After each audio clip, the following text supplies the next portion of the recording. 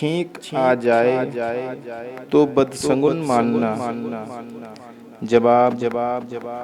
کچھ جگہوں پر بعض ہمارے ان پڑھ مسلمان بھائی چھینک آنے کو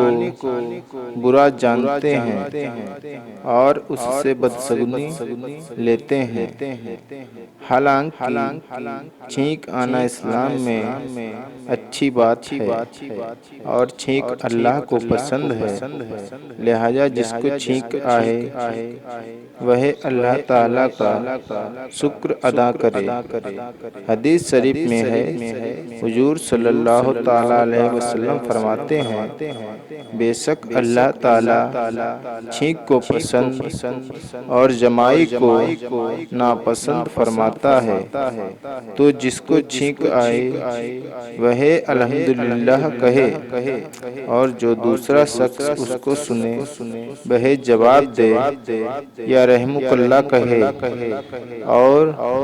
جمائی شیطان کی طرف سے ہے، جس کو جہاں تک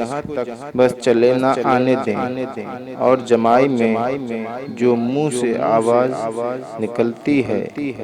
اس کو سن کر شیطان ہنستا ہے۔